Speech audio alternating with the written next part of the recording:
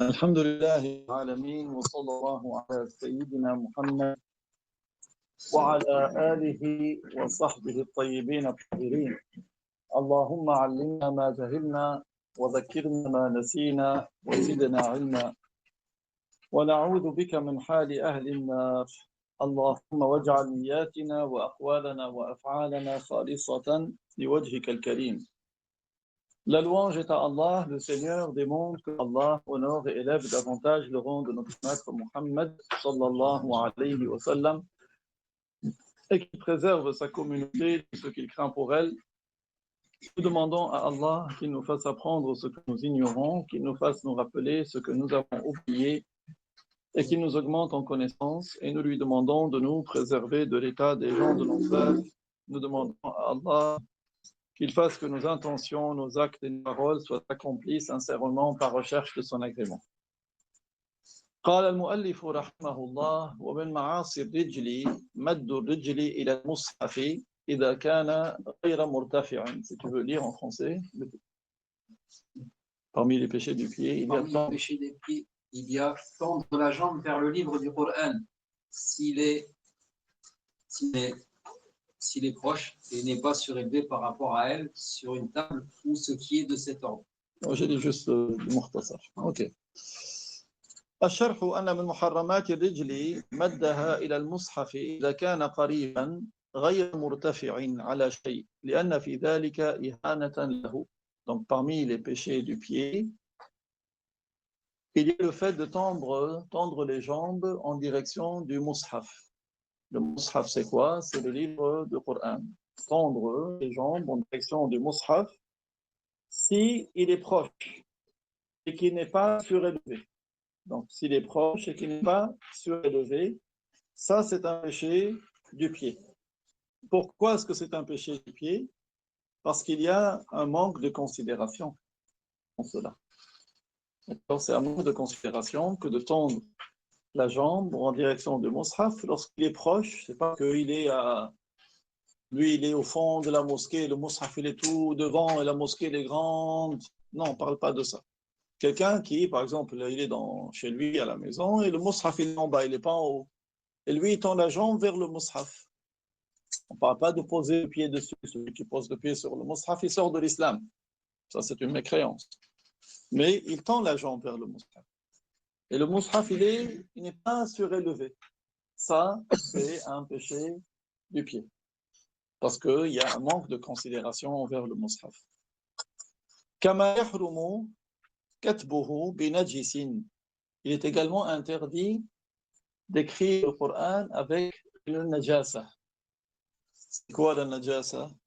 Ça, en français, on dit une impureté rituelle. La najasa, c'est l'impureté rituelle. Des exemples, le sang. Le sang, c'est une impureté rituelle. Autre exemple, l'urine. L'urine, c'est une impureté rituelle. Autre exemple, le pus. Le pus, c'est une impureté rituelle. Autre exemple, le vomi. Le vomi, c'est une impureté rituelle. Les sels. D'accord? Donc, celui qui écrit le Coran avec, comme certains, avec l'urine ou le sang, il sort de l'islam. Il n'est pas musulman.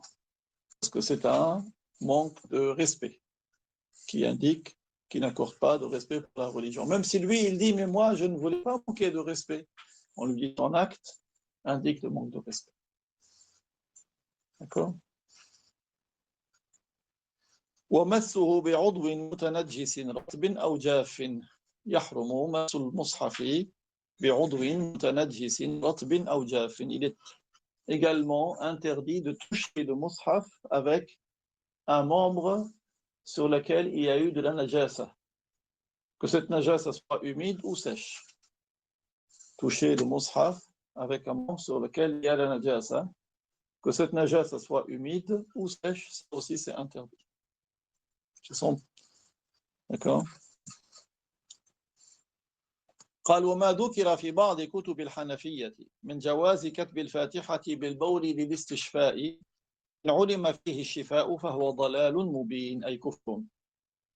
Donc dans certains livres hanafites, il est inscrit qu'il serait autorisé d'écrire la Fatiha avec de l'urine pour obtenir la guérison. Ça, c'est de la mécréance. Ce n'est pas les Abu Hanifa qui disent ça, il dit pas ça. Ce sont des gens qui sont venus bien en retard par rapport à lui et qui ont prétendu qu'ils suivent son école, mais ils ne suivent pas son école, parce que s'ils suivaient son école, ils n'auraient pas dit ça. Mais eux, ils se disent suivre son école. Comme aujourd'hui, tu peux trouver des gens qui se disent musulmans et qui sortent des choses qui sont complètement aberrantes. D'accord ? Il y a aujourd'hui des gens qui se disent musulmans, mais ils te sortent des choses complètement aberrantes. Donc, ce sont des gens qui se disent hanéfites et prétendent qu'on peut écrire la Fatiha avec l'urine pour se soigner. Ça, c'est de la mécréance.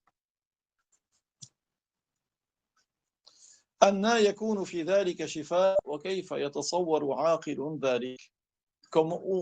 Comment y aurait-il une guérison et comment quelqu'un de sensé admettrait-il cela? كيف وقد نص الفقهاء على حرمة تقليب أوراق المصحف بالإصبع المبلولة بالبصاق. يعني comment ce serait correct alors que les savants, les faqih, ils ont dit que c'est interdit de tourner les pages du Coran avec de la salive. Ils ont dit ça c'est interdit. Si ça c'est interdit, forte raison d'écrire avec quelque chose d'impur est interdit. Vous avez vu? Déjà, tourner les pages du Mus'haf avec un doigt mouillé de salive, ça c'est interdit. Beaucoup d'ignorants, vous voyez dans les mosquées, comme c'est... Les gens aujourd'hui, à cause du manque de science, les choses qui sont bonnes, certains la considèrent mauvaise, et les choses qui sont mauvaises, certains la considèrent normale. Parce qu'ils n'ont pas appris. La balance, elle est fausse. Nous, comment on étalonne notre balance? Par la science. C'est la science qui te permet d'orienter et de savoir qu'est-ce qui est bon, qu'est-ce qui n'est pas bon. Ce n'est pas par rapport à la vie personnelle. Si c'était la vie personnelle, chacun va dire n'importe quoi. Il va dire moi je pense que, comme aujourd'hui les non-musulmans, je trouve comme ça. Je pense que, esprit critique. Après, nous pensons ce que notre prophète alayhi salatu wassalam, nous a enseigné. لا يؤمن أحدكم حتى يكون هواه تبعا بما جئت به الحديث. Le prophète alayhi salatu wassalam, il a dit l'un d'entre vous n'atteindra un degré de foi complète que s'il fait soumettre ses passions à la loi que je vous ai amenée. Ali, le quatrième calife, qu'est-ce qu'il disait? Il disait لو كان الدين بالرأي لكان المسح على الخف من أسفل. Si la religion était en suivant la vie personnelle, quand tu vas passer la main mouillée sur le khuf, tu sais, quand tu mets le khuf, les bottines, tu peux faire ton wudu, tu peux passer la main mouillée. Si c'était par la vie personnelle, on aurait passé la main mouillée par en dessous, parce que c'est la semelle, c'est le bas qui est en contact avec le sol. Mais non. La partie obligatoire, c'est de passer la main mouillée par-dessus. Tu peux passer par en dessous aussi. Mais ce qu'il faut, c'est la partie au-dessus. Donc la religion, ce n'est pas par la vie personnelle. Allah, il leur donne ce qu'il veut, il interdit ce qu'il veut.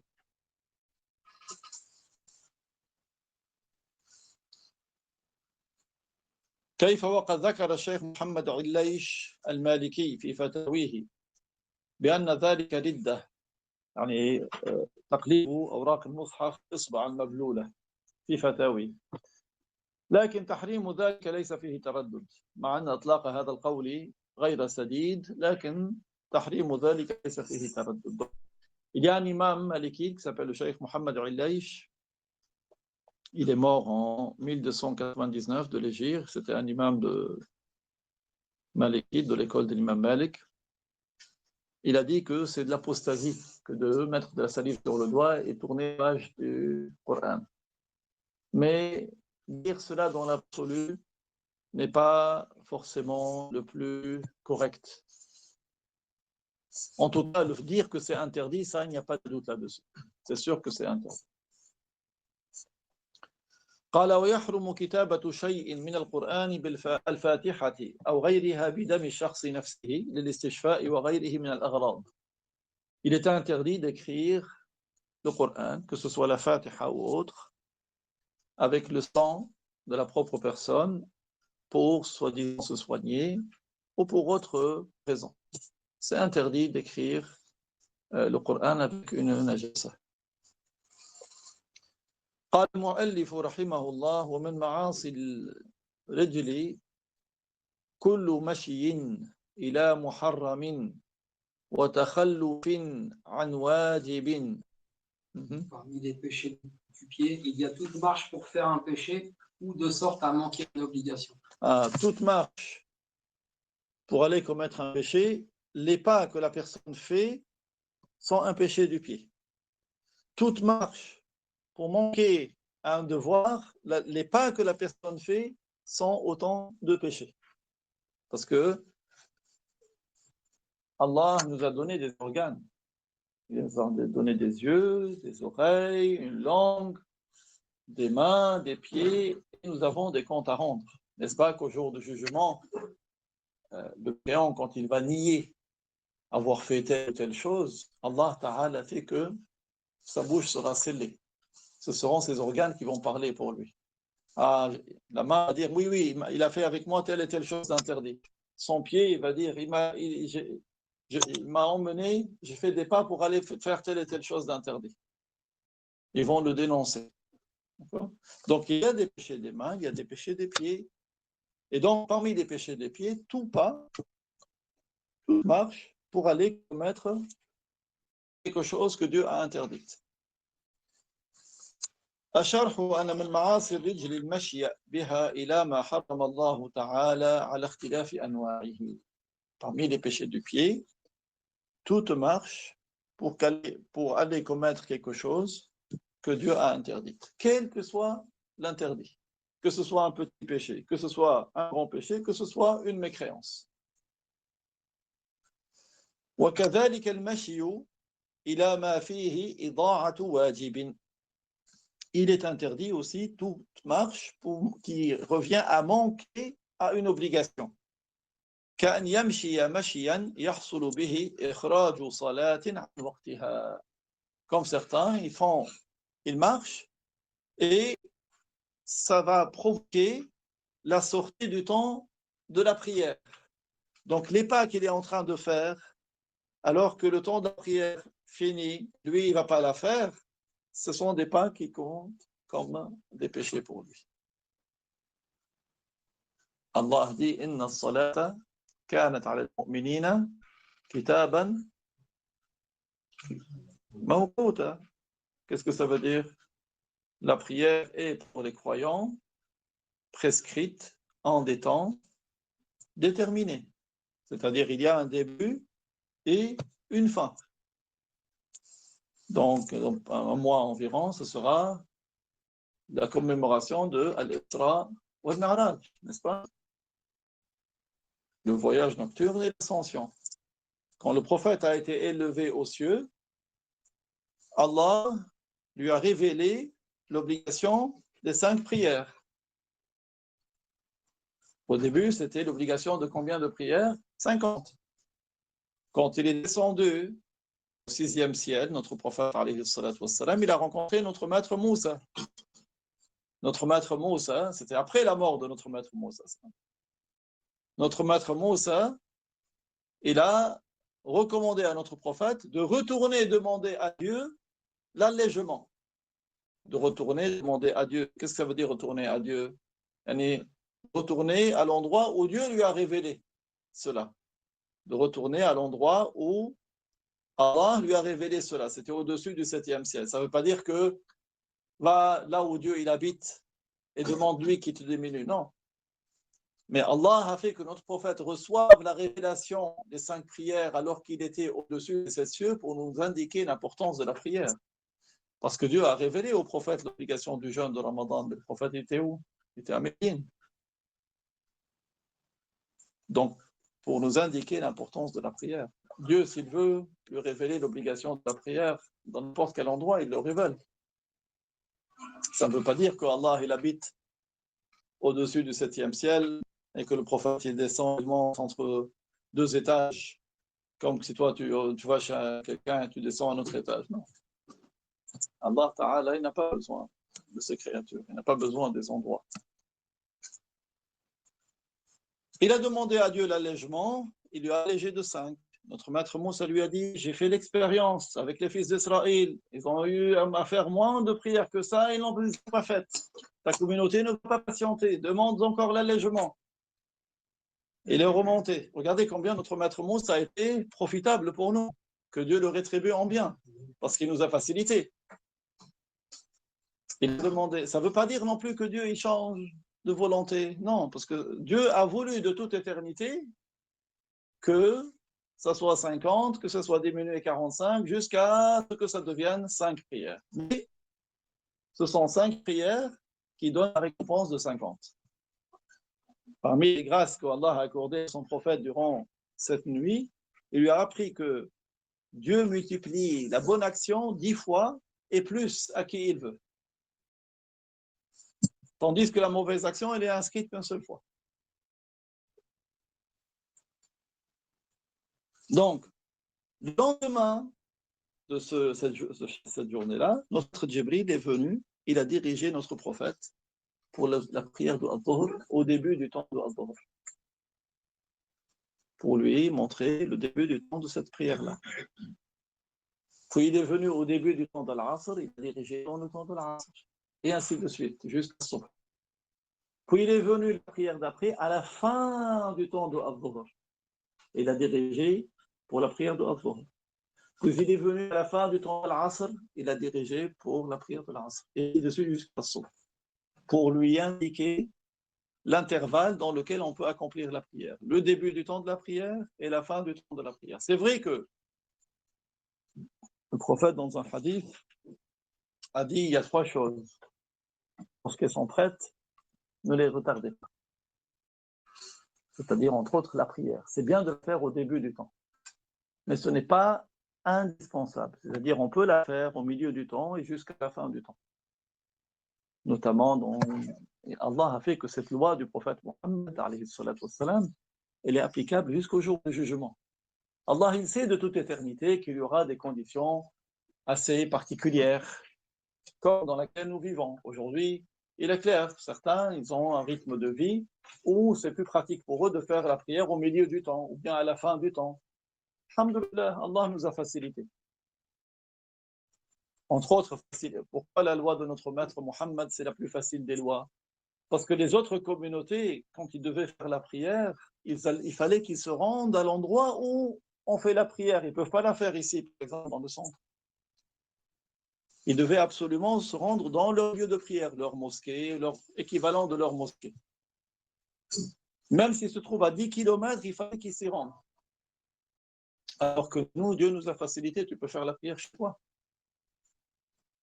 D'ailleurs, pour la femme, c'est mieux qu'elle accomplisse chez elle. Donc, pourquoi j'ai abordé ce sujet? Pour dire que la prière est un temps de début et un temps de fin. Et donc, celui qui fait des pas de sorte qu'il sait qu'il va manquer la prière, il ne va pas l'accomplir dans son temps. Les pas qu'il fait, qui reviennent à manquer à une obligation, sont des péchés du pied. Vous avez compris? C'est pour ça que c'est très important. Dieu t'a donné des pas, d'autres en sont privés. Tu as des jambes, d'autres ils sont privés de ces jambes. Remercie Dieu avec les jambes qu'il t'a données. Accomplis les obligations et ne commets pas les péchés. N'utilise pas tes jambes pour manquer à une obligation.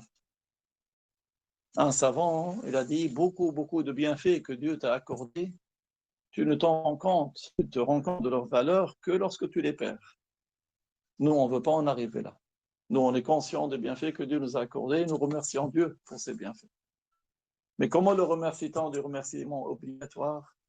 C'est en nous abstenant d'utiliser les bienfaits dans la désobéissance. C'est ça le remerciement qui est obligatoire envers Dieu. Dieu t'a accordé des bienfaits, ne les utilise pas pour lui désobéir. Il t'a donné de l'argent, ne l'utilise pas dans le péché. Il t'a donné des yeux, ne les utilise pas dans les péchés. Il t'a donné des oreilles, ne les utilise pas dans le péché. Il t'a donné des mains, ne les utilise pas dans le péché. Il t'a donné une langue, ne l'utilise pas dans le péché. Il t'a donné des pieds, des jambes, ne les utilise pas dans le péché. Il t'a donné un temps. Ton temps à toi, c'est un capital, c'est un bienfait. Ne l'utilise pas dans le péché. Si tu tombes dans l'insouciance, rappelle-toi, qu'est-ce que je suis en train de faire de ce capital que Dieu m'a donné? Là, il m'a donné un temps. Qu'est-ce que je suis en train de faire avec? Est-ce que je suis en train d'obéir à Dieu ou de désobéir? Ou en train de gaspiller? Certains, leur vie, c'est un gaspillage. Pur gaspillage. Des jeux, la médisance. Vérifie en quoi tu es en train de passer ton temps. Notre prophète, alayhi salatu wassalam, nous dit qu'au jour du jugement, la personne ne quittera pas la station du jour du jugement avant d'être interrogée. Entre autres, à propos de sa vie, en quoi il a passé. Enfin, à propos de son corps, en quoi est-ce qu'il a utilisé. Tu peux voir, regarde les gens qui sont âgés autour de toi. Certains, ils ont qu'une canne, d'autres avec un déambulateur, d'autres, ils ne peuvent même plus bouger. Ils n'étaient pas comme ça avant, ils étaient comme toi. Ils étaient comme toi. Même ceux que tu emmènes pour aller l'enterrer, ils étaient comme toi. Même ceux qui ont été enterrés depuis des siècles, ils étaient comme toi. Ils avaient leur bobo pour quotidien, ils avaient leur... Ils étaient comme toi. Donc tu sais, qu'est-ce qui t'attend? Alors œuvre. C'était un saint, il était avec son compagnon, ils étaient en train d'enterrer quelqu'un et après ils ont recouvert de terre. Il a dit à celui qui était avec lui, il lui dit, si tu étais à sa place, qu'est-ce que tu aurais souhaité? Il lui dit, j'aurais souhaité être sur terre, vivant, pour œuvrer, pour gagner plus de récompenses. Il lui a dit, tu es dans la résidence du souhait. Maintenant, tu es là où tu aurais souhaité être. Alors fais, agis. Occupe ton temps dans des choses utiles.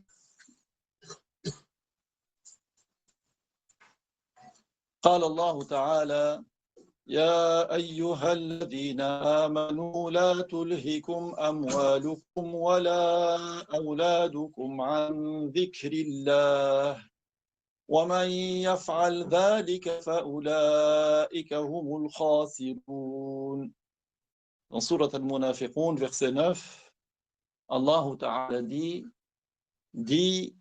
ô vous qui êtes croyants, que vos biens et que vos enfants ne vous détournent pas de l'évocation de Dieu. Ici, dhikrullah, l'évocation de Dieu, ça veut dire la prière.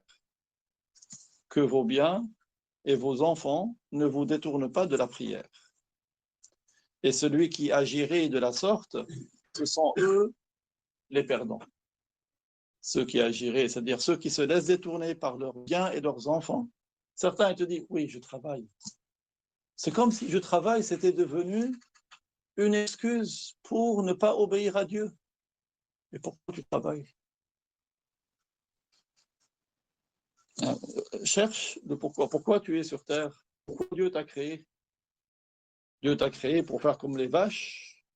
Elles broutent à longueur de journée, elles boivent, elles donnent du lait, se reproduisent. Non. Allah dit وَمَا خَلَقْتُ الْجِنَّ وَالْإِنسَ إِلَّا لِيَعْبُدُونَ. Ce qui signifie, je n'ai créé les djinns et les humains que pour leur ordonner de m'adorer. Quel est l'acte le plus important que Dieu a créé? La meilleure des œuvres, c'est de croire en Dieu et en son messager. Donc, réalise ce premier devoir, qui est de croire en Dieu et en son messager. Si quelqu'un croit que Dieu est une lumière, est-ce qu'il a cru en Dieu? Non. Si quelqu'un croit que Dieu c'est un corps, est-ce qu'il a cru en Dieu? Non. Si quelqu'un croit que Dieu il a un fils, est-ce qu'il a cru en Dieu? Non. Si quelqu'un croit que Dieu est rond, est-ce qu'il a cru en Dieu? Non. S'il croit que Dieu est comme un cylindre, il a cru en Dieu? Non. S'il croit que Dieu est une forme bizarroïde, avec deux mains et un œil, avec un gros pied, il a cru en Dieu? Non. Si quelqu'un il a cru que ce monde il a un créateur qui n'a pas de ressemblance avec ses créatures, celui-là il a cru en Dieu. Parce que Dieu dit dans le Coran وَلَمْ يَكُنْ لَهُ كُفُوًا أَحَدٌ. Il n'a point d'équivalent aucun. Et Dieu dit وَلَيْسَ كَمِثْلِهِ شَيْءٌ. Absolument rien n'est tel que lui.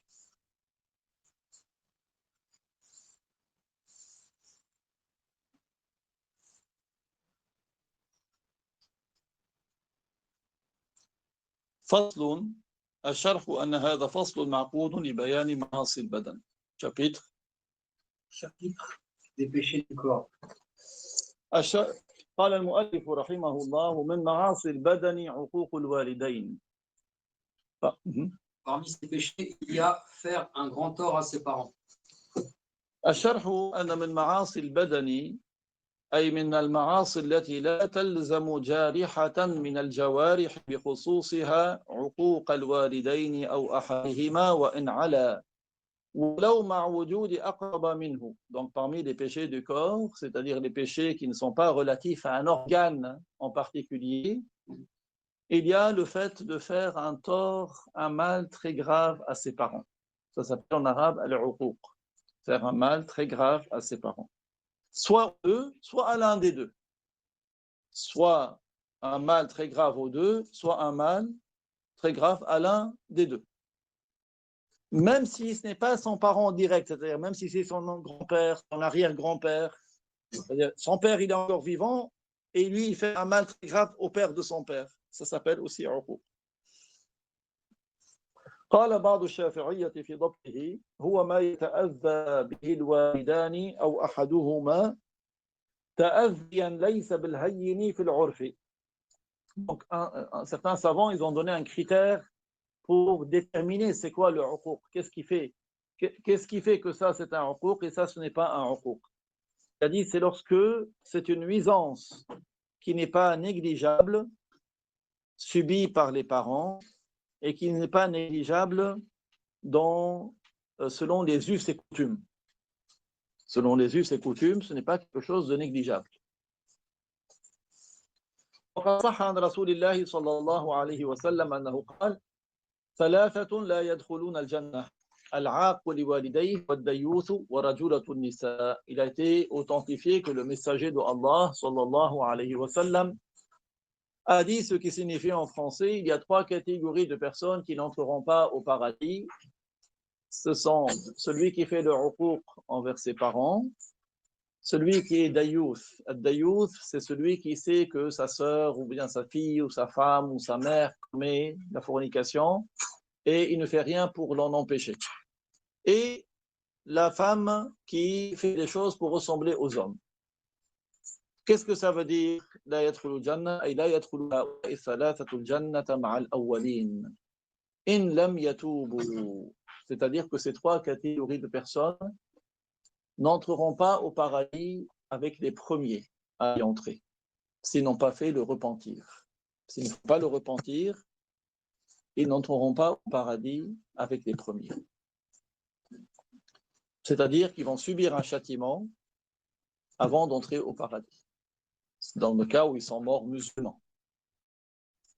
أما إن تابوا فقد قال رسول الله صلى الله عليه وسلم التائب من الذنب كمن لا ذنب له رواه ابن ماجه. Par contre, s'ils font le repentir, alors leur péché sera pardonné, car le prophète alayhi salatu wassalam, il a dit ce qui signifie celui qui fait le repentir d'un péché est comme celui qui ne l'a pas commis. Celui qui fait le repentir d'un péché est comme celui qui ne l'a pas commis. Hadith rapporté par Ibn Majah.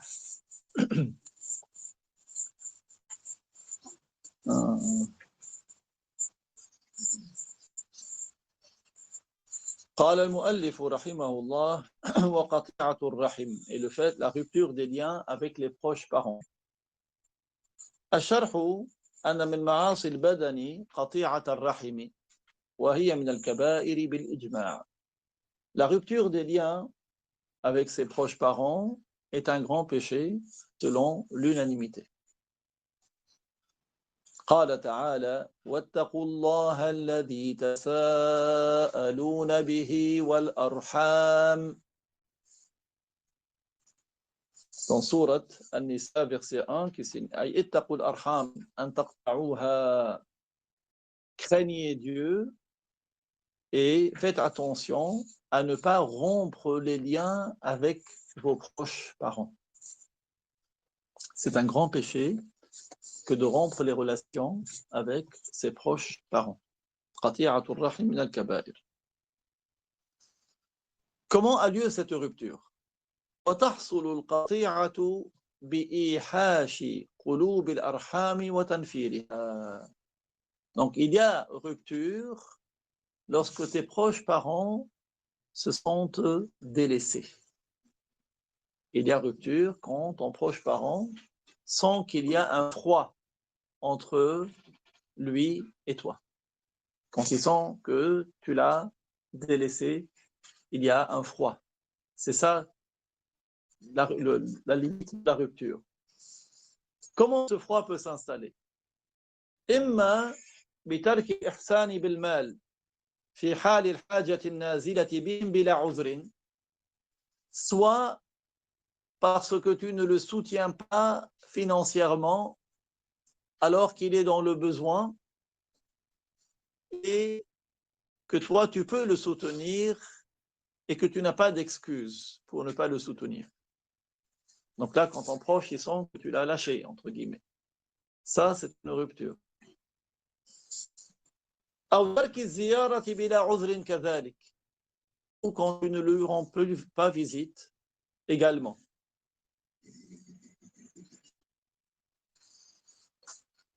Ici, bien sûr, quand il n'y a pas d'excuse, si toi tu habites dans un pays et lui habite dans un autre pays, là, la visite, elle n'est pas évidente. Mais ce que tu peux faire, c'est de l'appeler, de lui envoyer un message. Veille, fais en sorte qu'il ne se sente pas lâché, qu'il n'y a pas un froid entre lui et toi. Et là, le critère, c'est selon les coutumes. Dans certains pays ou certaines villes, si ton proche, tu vois le voir pour l'Aïd, tu le vois pour lorsqu'il y a un mariage, tu le vois lorsqu'il y a un décès, c'est suffisant. Donc, pour eux, c'est suffisant. D'autres, il faut que ce soit plus fréquent. Donc, ça dépend de l'usage. En tout cas, le critère, c'est qu'il ne faut pas qu'ils se sentent lâchés, qu'ils se languissent de toi. قال والعذر كان يفقد ما كان يصله به من المال أو يزيده لكنه يحتاجه لما هو أولى بصرفه فيه منهم. Une excuse, si tu ne soutiens pas financièrement, c'est que tu n'as pas les moyens. Ou tu as les moyens, mais tu as d'autres postes prioritaires. Tu as d'autres dépenses prioritaires que de soutenir ton proche. قال والمراد بالرحم الأقارب. Donc on parle de proches parents, qui sont-ils? كالعمات والخالات وأولادهن والأخوال والأعمام وأولادهم. Comme les tantes maternelles et paternelles et leurs enfants, les oncles maternels et paternels et leurs enfants. Voilà, tu as une idée qui sont tes proches avec qui tu entretiens les liens.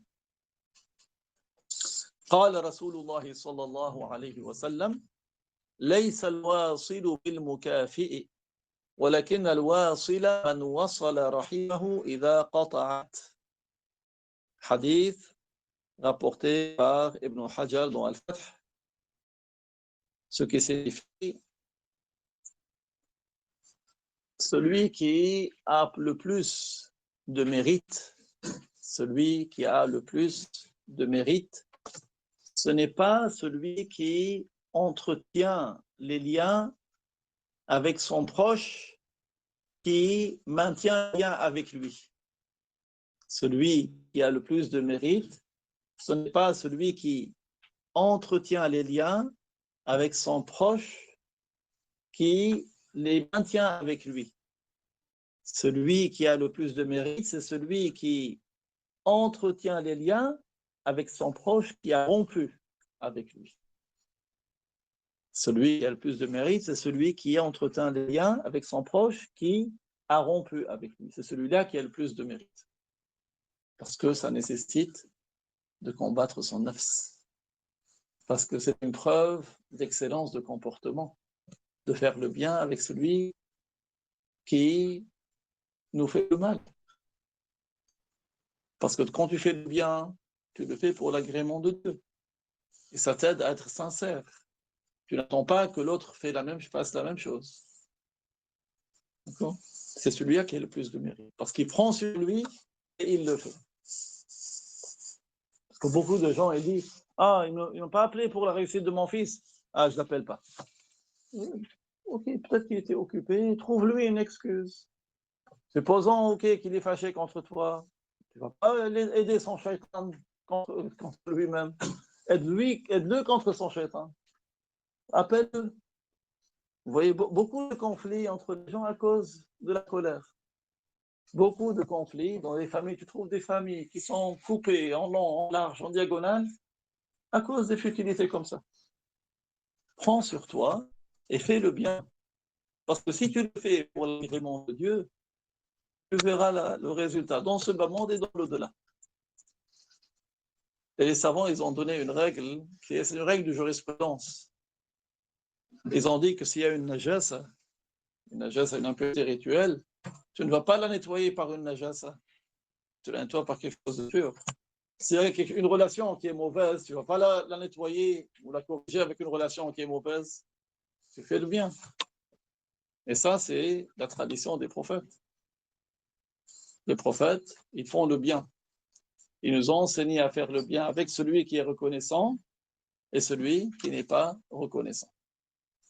Parce que quand tu fais le bien avec celui qui est reconnaissant et celui qui n'est pas reconnaissant, tu as plus de mérite et tu es plus proche de la sincérité. Parce que c'est pas comme certains, ils disent tiens, je vais donner un coup de main, on ne sait jamais. Peut-être que j'aurai besoin de lui un jour. Non. Si tu donnes un coup de main à quelqu'un, tu fais le hadith wallahu fi aouni al-abdi ma kana al-abdu fi aouni akhi. Allah aide l'esclave tant que l'esclave aide son frère. D'accord? qu'Allah nous accorde la sincérité. قال ففي هذا الحديث إيذان بأن صلة الرجل رحمه التي لا تصله أفضل من صلته رحمه التي تصله. Dans ce hadith, il y a l'indication que lorsque quelqu'un entretient les liens avec son proche parent, qui n'entretient pas les liens avec lui, là, il est meilleur que celui qui entretient les liens avec son proche parent qui les entretient avec lui.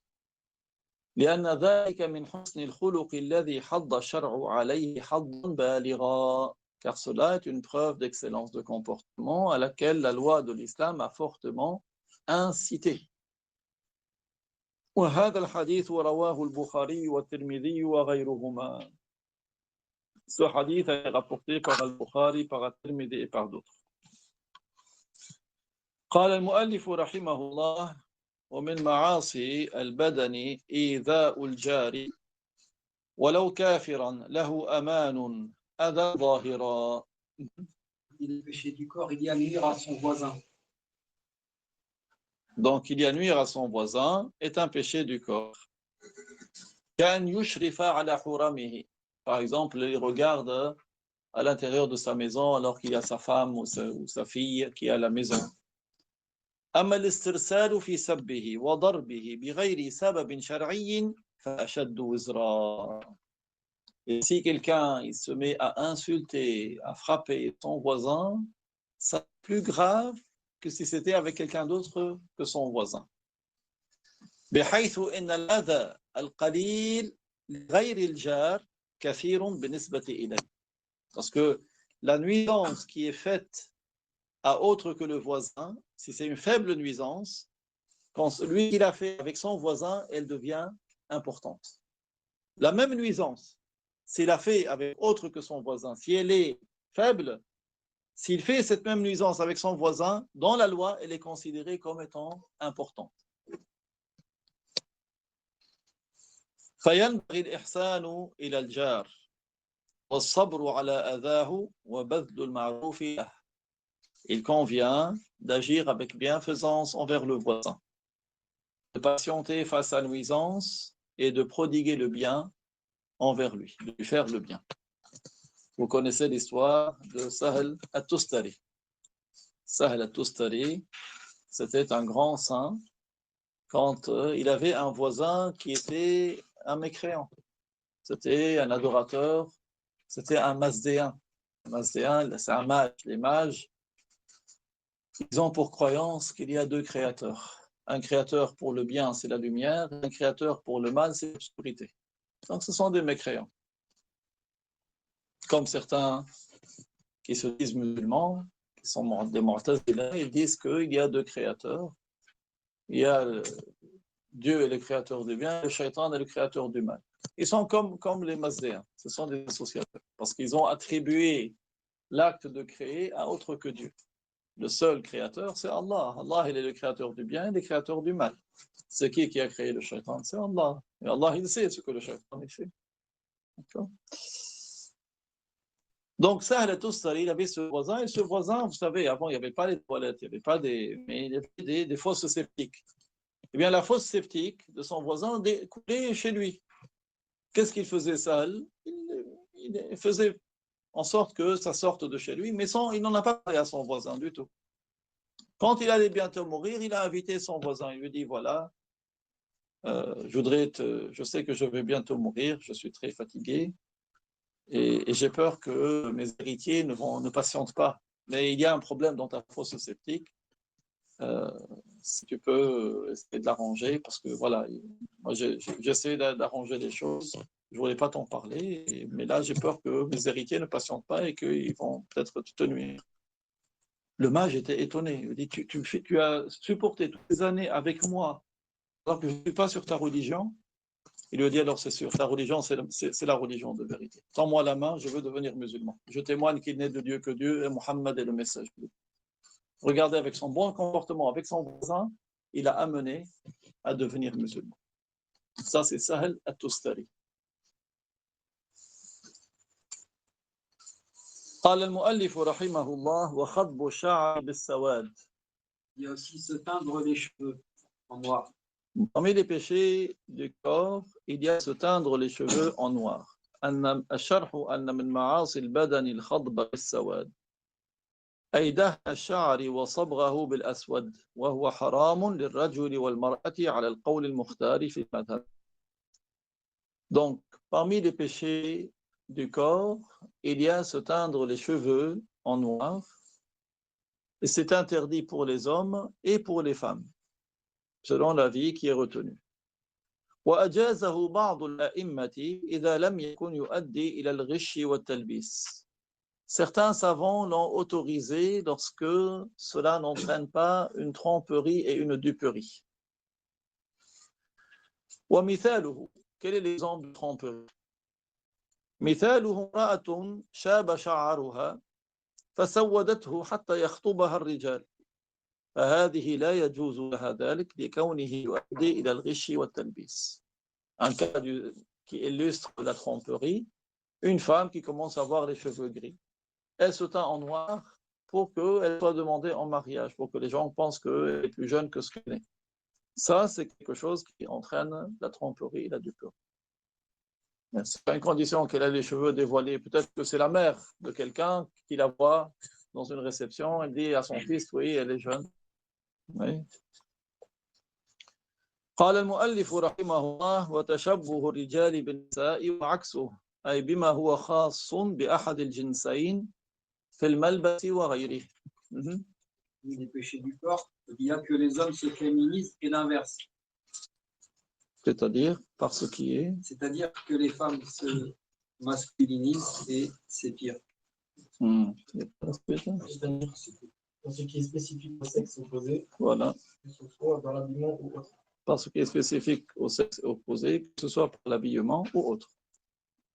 الشرح قال أن من معاصي البدن التي هي من الكبائر تشبه الرجال بالنساء في المشي أو في الكلام أو اللباس وعكسه. Donc parmi les péchés du corps qui comptent au nombre des grands péchés, c'est que des hommes se féminisent, c'est-à-dire ils font des choses pour ressembler aux femmes, soit dans la manière de marcher, soit dans la manière de parler, soit dans la manière de s'habiller. Parler, marcher, s'habiller, et l'inverse également. ولكن تشبه النساء بالرجال أشد إثما. Mais le fait que les femmes fassent des choses pour ressembler aux hommes est un péché plus grave. C'est plus grave que lorsque... Les deux sont des grands péchés. Les deux sont des grands péchés. Mais le cas des femmes qui font des choses pour ressembler aux hommes, c'est plus grave. فما كان في الأصل خاصا بأحد الصنفين من الزي فهو حرام على الصنف الآخر وما لا فلا. Donc tout ce qui est spécifique comme tenue vestimentaire, qui est spécifique à l'un des deux sexes, il est interdit à l'autre sexe. Et ce qui n'est pas spécifique n'est pas interdit. Même à la maison, certains, ils ne font pas attention. Quelqu'un, il frappe à la porte, il met les premières claquettes qu'il voit devant lui. C'est les claquettes de sa mère, par exemple. C'est interdit. Même ça. Les gens, vous voyez, quelqu'un qui n'a pas appris, il ne fait pas attention à ces choses-là. Celui qui a appris, il se dit, Allah m'a créé, Allah m'a donné des organes, des sens, et il m'a ordonné certaines choses, il m'a interdit certaines autres. Et ce qui est ordonné et ce qui est interdit, ce n'est pas par mon opinion personnelle, c'est par rapport à l'enseignement du prophète. Parce que les ignorants, quand tu dis cette chose est interdite, ils disent non, il n'y a rien. Quand tu dis c'est interdit à l'homme de serrer la main à la femme, ils disent non, c'est ma cousine, j'ai aucune intention. Ce n'est pas une question d'intention. Si Dieu voulait qu'il soit interdit de serrer la main à un homme, ce serait interdit de serrer la main à un homme. Allah, il autorise ce qu'il veut, il interdit ce qu'il veut. Toi, ce n'est pas ton opinion qui va changer. Tu dois appliquer, c'est tout. On ne t'a pas demandé ton opinion. On ne t'a pas dit est-ce que pour ton intention, pas ton intention. L'intention ne rentre pas dans la chose interdite. Si quelqu'un, il dit, il insulte Dieu, bon, que Dieu nous en préserve. S'il dit, non, moi, mon intention, ce n'est pas d'insulter Dieu. Moi, c'est juste parce que j'étais en colère, j'ai pu évacuer ma colère. Non. Ta parole t'a fait sortir de l'islam. Tu dois revenir à l'islam en prononçant les deux témoignages. Celui qui croit que Dieu est un corps, ou qui croit que Dieu il a une tête ou des jambes, ou qui insulte, il a insulté Dieu. Même s'il dit, mais moi, mon intention, ce n'est pas d'insulter Dieu. Tu dis, oui, mais tu lui as attribué quelque chose qui est propre aux humains. Tu lui as attribué quelque chose propre aux créatures. C'est une insulte. N'est-ce pas dans le hadith Qudsi, Allah dit, le fils de Adam m'a insulté et il n'avait pas à m'insulter. Pour ce qui est de son insulte à mon égard, c'est qu'il m'a attribué le fils. Celui qui dit que Dieu est un fils, il a insulté Dieu. De même, celui qui dit que Dieu est un corps assis sur un trône, qu'il monte, qu'il descend comme un ascenseur, il a insulté Dieu, parce qu'il a comparé au Créateur. Vous voyez? Même si tu dis, mais moi, mon intention, ce n'est pas d'insulter Dieu, moi j'adore Dieu, mon cœur est plein de foi.